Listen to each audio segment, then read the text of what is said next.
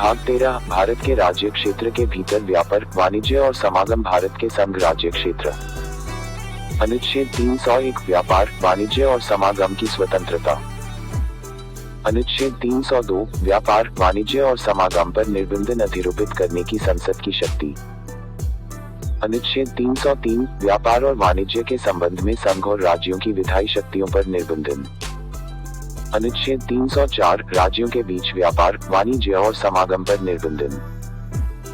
अनुच्छेद 305 विद्यमान विधियों और राज्यों के एकाधिकार का उपबंध करने वाली विधियों की व्यावृत्ति।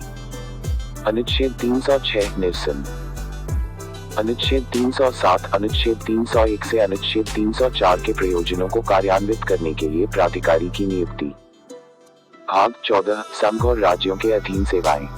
अध्याय 1 सेवाएं। अनुच्छेद 308 निर्वचन। अनुच्छेद 309 संघ या राज्य की सेवा करने वाले व्यक्तियों की भर्ती और सेवा की शर्तें। अनुच्छेद 310 संघ या राज्य की सेवा करने वाले व्यक्तियों की पदावधि। अनुच्छेद 311 संघ या राज्य के अधीन सिविल हैसियत में नियोजित व्यक्तियों का पदच्युत किया जाना या पंक्ति में अवनत किया जाना। अनुच्छेद 312 अखिल भारतीय सेवाएं।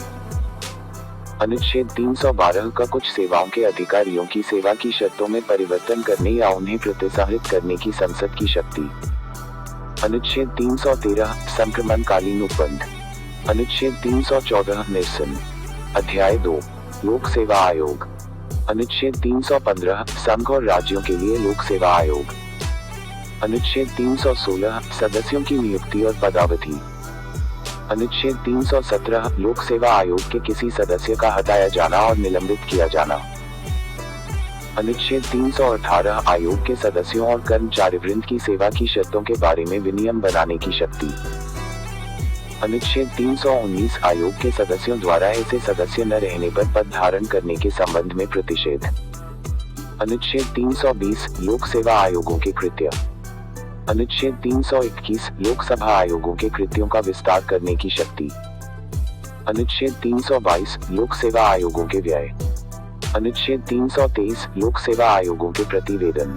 भाग 14 का अभिकरण। अनुच्छेद 323 का प्रशासनिक अधिकरण। अनुच्छेद 323 अन्य विषयों के लिए अधिकरण।